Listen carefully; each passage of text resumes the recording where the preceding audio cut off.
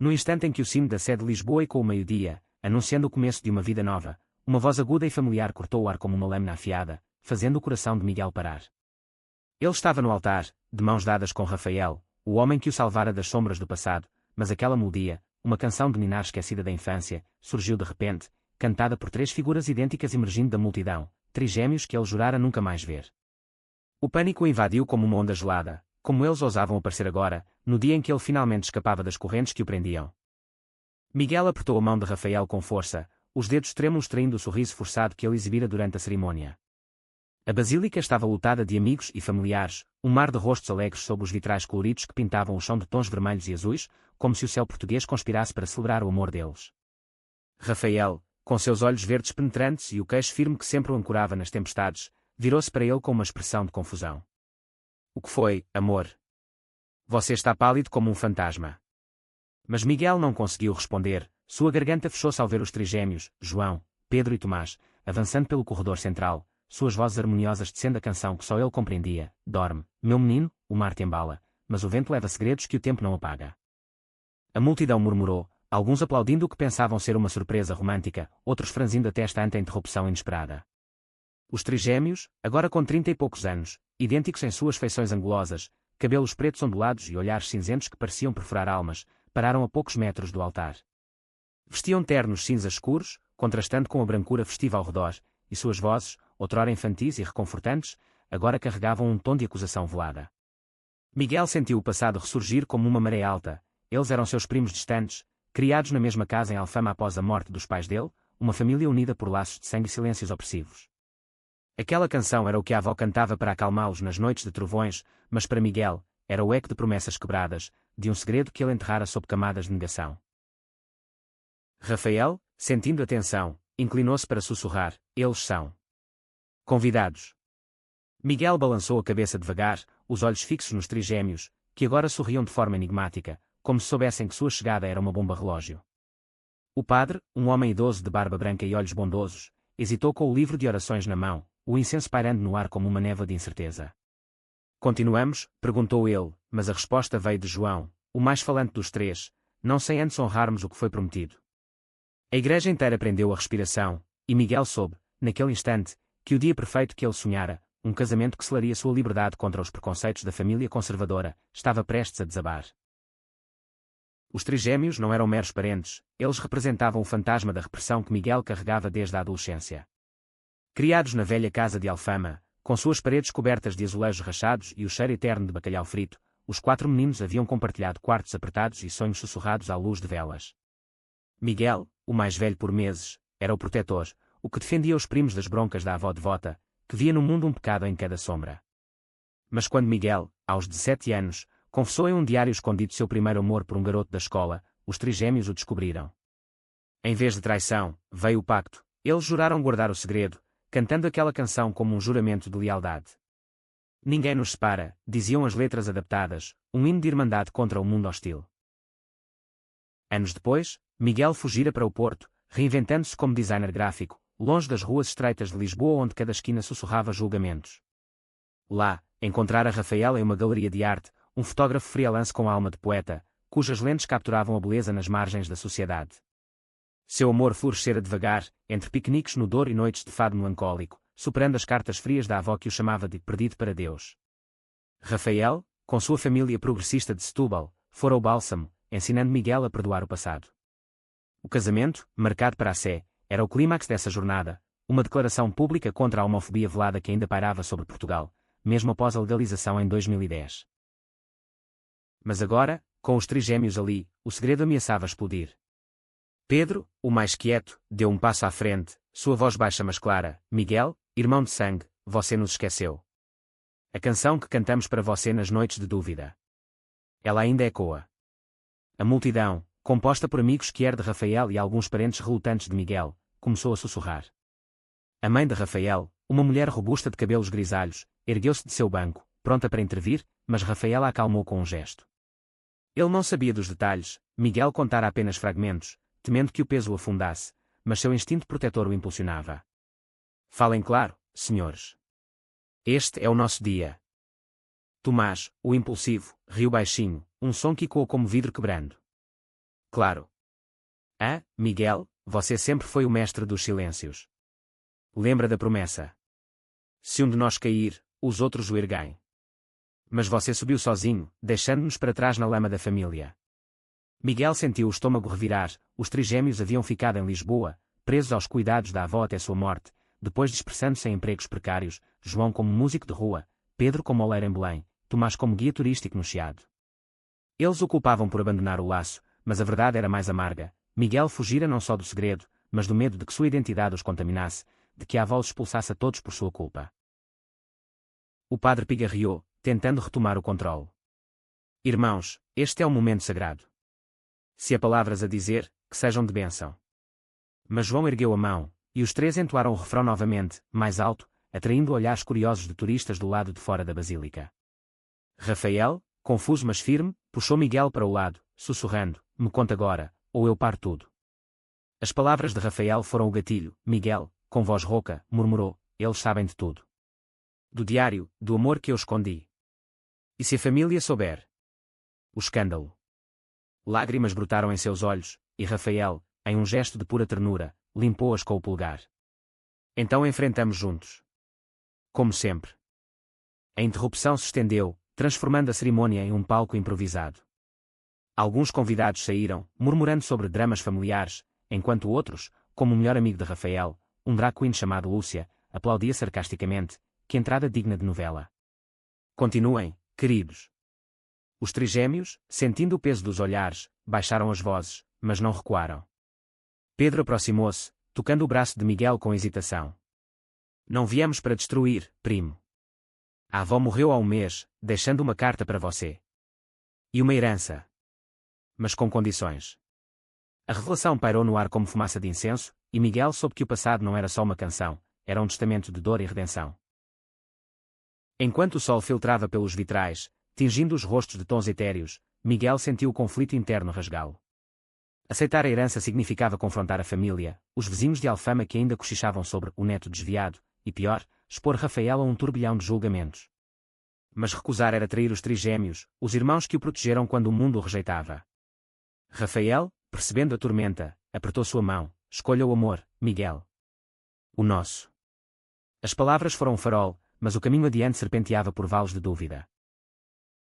A cerimônia foi adiada para a tarde, dando espaço para uma reunião improvisada no claustro da Sé, onde o som da cidade, elétricos rangendo nas colinas, vendedores de pastéis de nata gritando, contrastava com a quietude tensa. Os trigêmeos sentaram-se em um banco de pedra, as mãos idênticas entrelaçadas, enquanto Miguel e Rafael os enfrentavam. "A carta", disse Tomás, tirando um envelope amarelado do bolso. "Ela sabia de você, Miguel. Sempre soube. E nos fez jurar que a entregaríamos no dia do seu casamento, qualquer que fosse."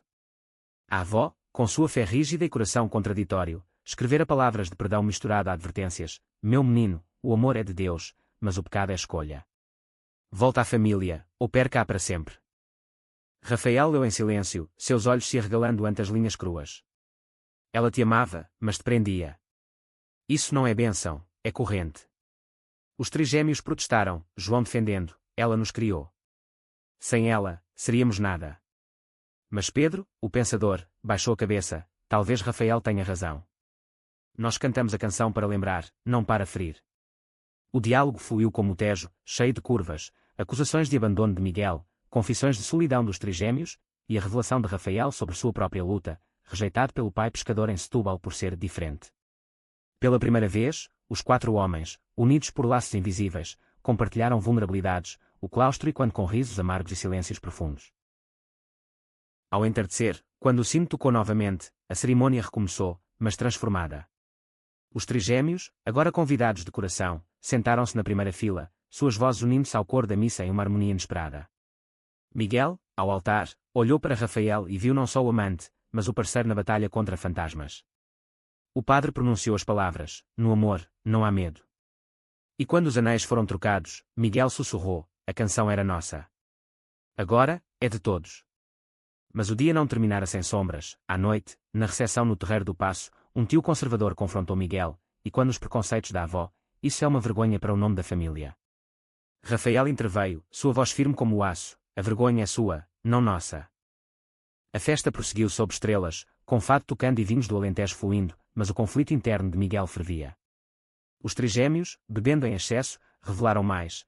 A herança incluía a casa de Alfama, mas com a condição de que Miguel a transformasse em um centro comunitário para jovens LGBTQ+, uma ideia que a avó rabiscara em um codicil, talvez seu último ato de redenção.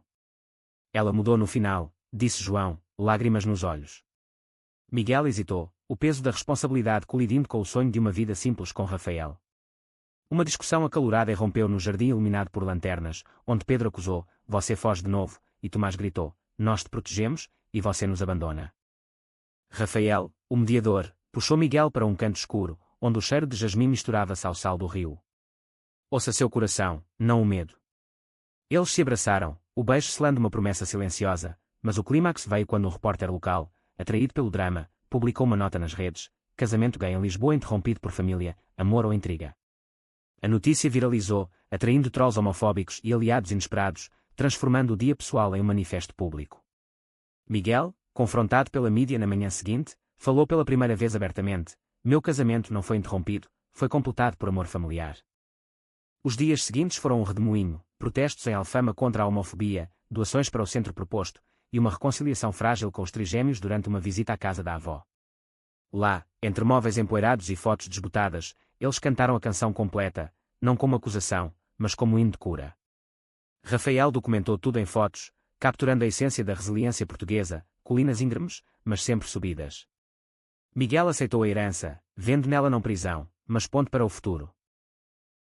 Meses depois, o centro abriu suas portas, um farol para jovens como Miguel de outrora. Ele e Rafael, agora casados, caminhavam pelo Tejo ao pôr do sol, mãos entrelaçadas. A interrupção nos salvou, disse Miguel. Rafael sorriu, o amor sempre interrompe o que deve ser mudado. E em alguma rua de Lisboa, os trigêmeos cantavam, suas vozes ecoando como um legado vivo. A calmaria pós-casamento durou pouco, 2 semanas após a cerimônia, uma carta anônima chegou à casa de Miguel e Rafael no Bairro Alto, um envelope simples com selo de Lisboa, mas o conteúdo era veneno puro, fotografias granuladas de Miguel na juventude, abraçando os trigêmeos em uma praia do Estoril, legendadas com segredos que o altar não lava. O remetente desconhecido exigia que Miguel renunciasse à herança, ou as fotos seriam enviadas à imprensa sensacionalista, reacendendo o escândalo. Miguel, ao ler, sentiu o chão sumir. Rafael, ao seu lado na cozinha com aroma de café forte, amassou o papel. Não vamos ceder às chantagens de covardes. Mas o dano já estava feito.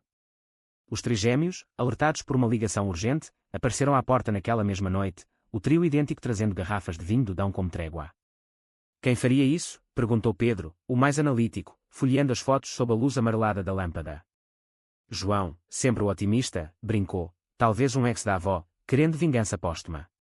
Mas Tomás, com seu temperamento volátil, socou a mesa, é alguém da família, aposto. O tio António, que sempre nos odiou por proteger o desviado. A suspeita pairou, envenenando a reconciliação recente, e Miguel, atormentado, confidenciou a Rafael, eu trouxe isso para nós. Meu passado é uma maldição. Rafael, com sua paciência de artista, organizou uma reunião no Café à Brasileira, no Chiado, onde o burburinho de turistas e intelectuais oferecia anonimato. Ali, sob retratos de poetas como Fernando Pessoa, eles traçaram um plano, investigar discretamente, enquanto prosseguiam com os preparativos do centro. Mas o conflito interno de Miguel aprofundava-se, noites insones o faziam questionar se merecia a felicidade com Rafael, se sua identidade que era uma carga para os que amava. Você é minha luz, não sombra, respondia Rafael, traçando linhas em seu peito durante as madrugadas, mas as palavras soavam ocas ante o medo crescente. A investigação revelou camadas inesperadas. Pedro, usando contatos de seu trabalho como oleiro em Belém, descobriu que o tio António, um comerciante de vinhos amargurado pela falência, havia visitado a avó semanas antes de sua morte, saindo furioso após uma discussão sobre a herança. Ele queria a casa para um armazém, explicou Pedro, mostrando documentos falsos de avaliação. João, tocando violão em bares do Bairro Alto, ouviu rumores de um fantasma de Alfama sussurrando contra o casamento. Tomás, guiando turistas pelo castelo de São Jorge, confrontou um primo distante que admitiu, o tio disse que você envergonha o sangue. A teia de preconceito familiar se desenhava, um labirinto de inveja e ódio velado, típico das dinastias portuguesas onde tradição sufocava o progresso. Enquanto isso, o relacionamento de Miguel e Rafael testava limites. Uma briga explodiu após uma entrevista de rádio onde Miguel hesitou em defender publicamente os trigêmeos, temendo expor mais segredos. Você ainda os protege mais que a nós, acusou Rafael, saindo para fotografar as colinas de Sintra sob chuva torrencial. Miguel, sozinho, chorou pela primeira vez desde o casamento, percebendo que o amor exigia não só paixão, mas coragem nua. Ele seguiu Rafael até o Palácio da Pena, encontrando sob os arcos coloridos, a câmara abandonada. Eu errei. Vocês são minha família agora, você, os trigêmeos, todos. O abraço sob a garoa foi um renascimento, selado com promessas de transparência. O clímax da semana veio em uma emboscada. O tio António apareceu no canteiro de obras do centro em Alfama, um homem corpulento de bigode grisalho e olhos frios, flanqueado por 2 capangas. Renuncie, ou eu solto tudo, rosnou ele, agitando cópias das fotos. Os trigêmeos, que trabalhavam na reforma, cercaram-no, João brandindo uma chave de fenda como ameaça simbólica. Você destruiu a avó com sua ganância, agora quer nos destruir, gritou Tomás. Miguel, chegando com Rafael, enfrentou o tio pela primeira vez em anos. O sangue não justifica o ódio. Saia, ou chama a polícia. A confrontação escalou, com António cuspindo insultos homofóbicos, aberrações como você não merece herança, mas Rafael gravou tudo em seu telefone, transformando a ameaça em prova. A polícia interveio, e António foi detido por extorsão, sua fachada de patriarca ruindo como azulejos velhos. A notícia explodiu na mídia, de RTP a jornais locais, pintando Miguel como herói contra a intolerância familiar. Apoio inundou o centro, doações de celebridades voluntários de todo Portugal.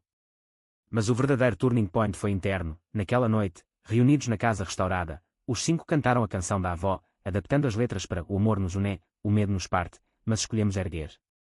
Lágrimas fluíram, e Pedro confessou: eu invejava sua coragem, Miguel. Agora, aprendo com ela.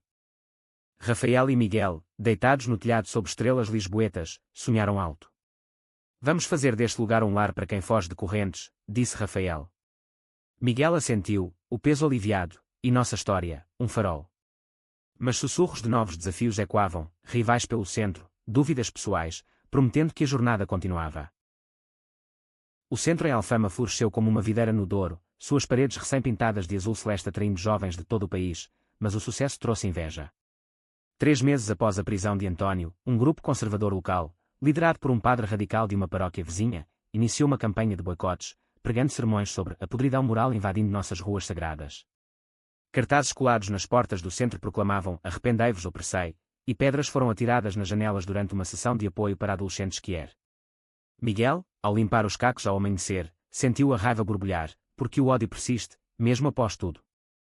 Rafael, sempre o visionário, transformou o incidente em arte, uma exposição fotográfica no Lisboa Factory, intitulada "Vidros Quebrados, Corações Inteiros", com imagens dos voluntários reconstruindo, intercaladas com retratos íntimos de casais como eles.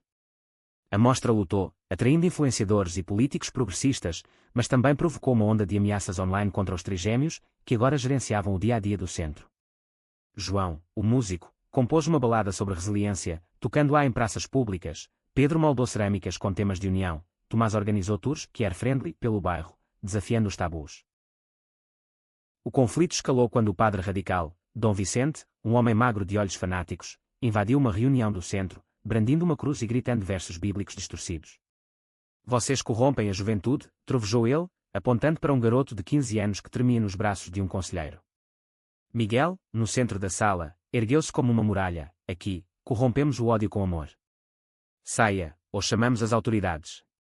Rafael filmou a cena, e o vídeo viralizou, dividindo opiniões. Alguns o viam como herói, outros como mártir da fé. Dom Vicente retaliou com uma petição para fechar o centro, coletando assinaturas em mercados de peixe e missas lotadas. Em meio ao caos, o relacionamento de Miguel e Rafael enfrentou sua prova de fogo. Rafael, exausto das viagens para exibições, sugeriu uma pausa. Preciso de espaço para recarregar, amor. Não é você, é o peso. Miguel, ferido, interpretou como rejeição, e quando medos do passado. Sempre sou o problema, o que é que arrasta todos para o abismo. A discussão se estendeu por dias, com Rafael dormindo no sofá e Miguel mergulhando no trabalho, ignorando chamadas. Os trigêmeos intervieram, João mediando com uma jam session improvisada, música cura o que palavras ferem. Sob acordes de guitarra, eles confessaram inseguranças, Rafael sobre falhar como parceiro, Miguel sobre ser demais. O turning point veio em uma manifestação contra a petição, no Rossio, onde milhares marcharam com arco-íris e bandeiras portuguesas. Dom Vicente confrontou Miguel no palanque, mas um aliado inesperado surgiu, a viúva do tio António, uma mulher quieta chamada Isabel, que revelara ter escondido as fotos originais por pena. Meu marido era um tolo, disse ela, juntando-se à multidão.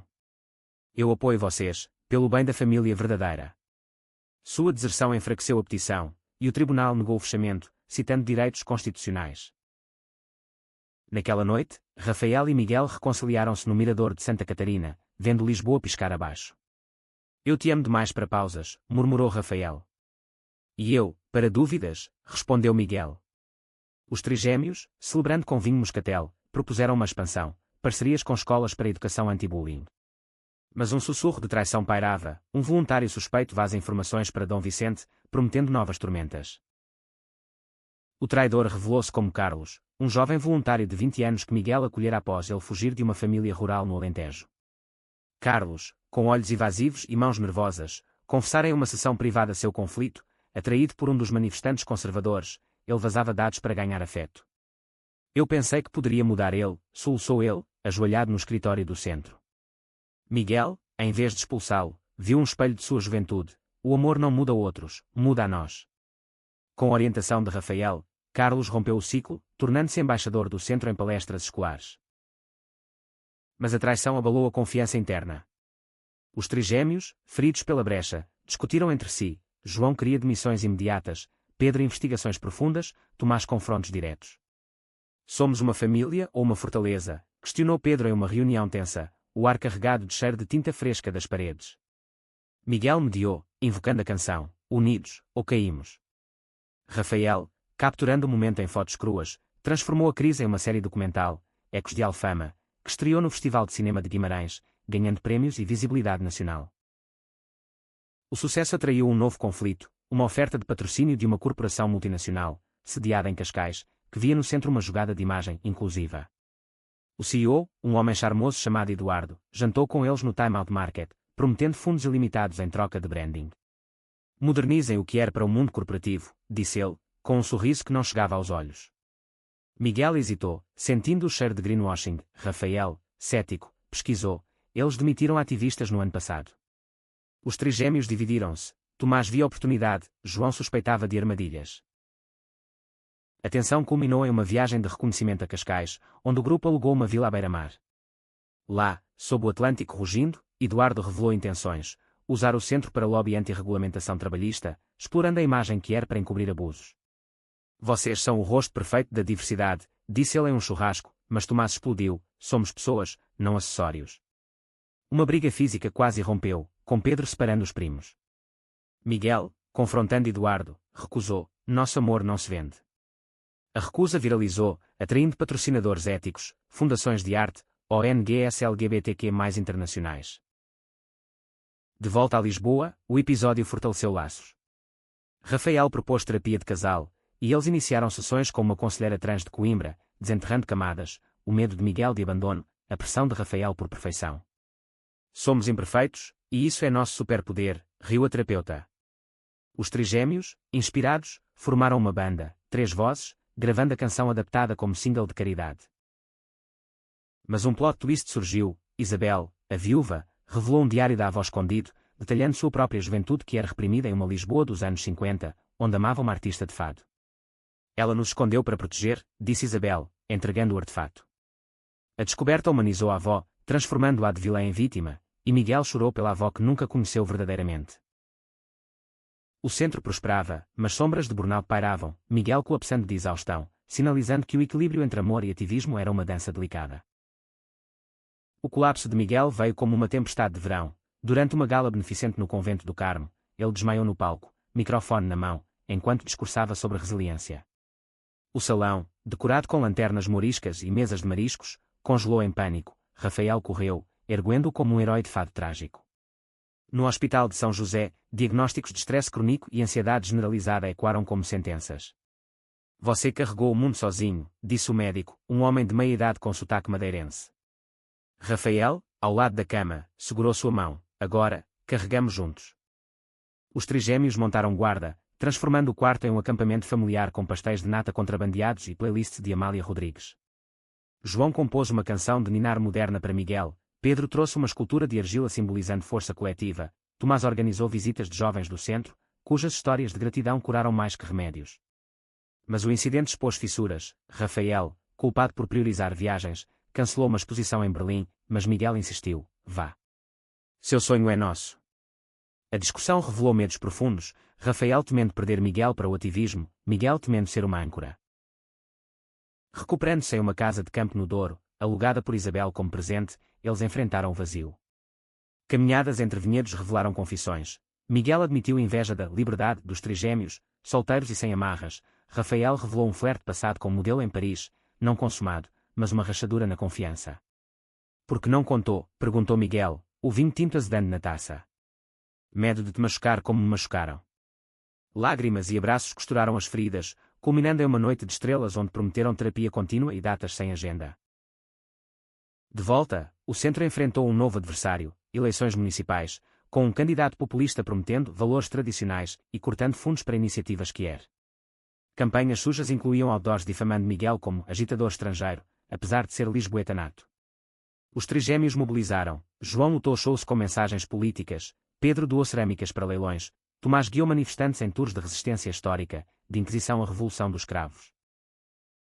O turning point eleitoral veio em um debate televisionado na SIC, onde Miguel, ainda fraco mas determinado, confrontou o candidato, valores tradicionais.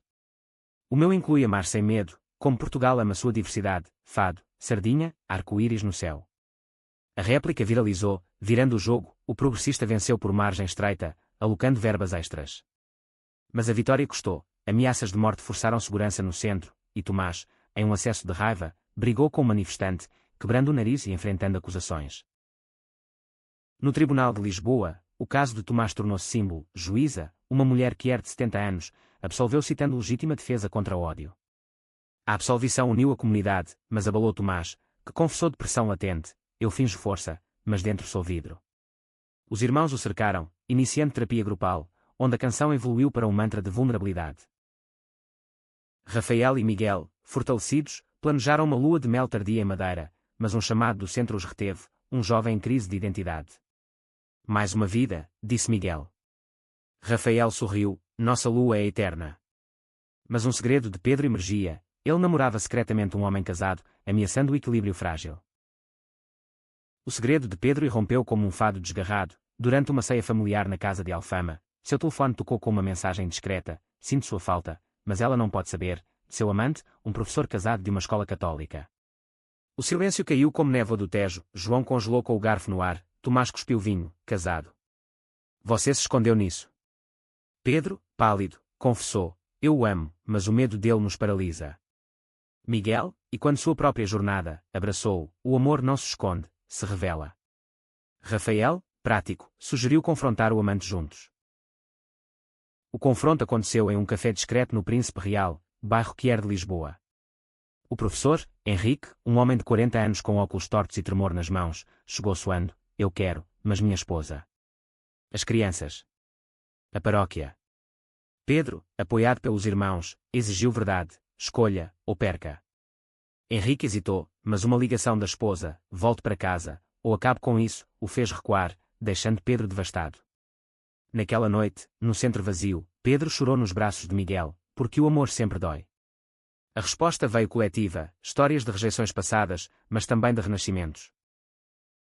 A cura veio devagar, Pedro terminou o caso, canalizando dor em arte, uma exposição de cerâmicas quebradas e recompostas, fissuras do coração, que lutou a Galeria do Mate.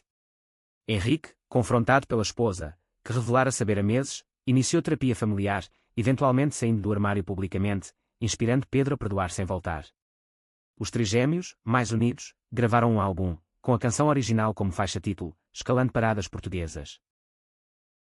Para Miguel e Rafael, o ano fechou com um marco: a adoção de um menino de 10 anos, órfão de uma família homofóbica no Minho, batizado como Diogo.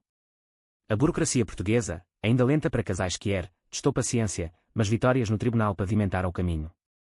Diogo, com olhos curiosos e riso fácil, trouxe leveza, piqueniques no Monsanto, lições de fado com João, modelagem de argila com Pedro, aventuras no castelo com Tomás. Vocês são minha família maluca, disse ele, e Miguel soube que o ciclo de abandono quebrara.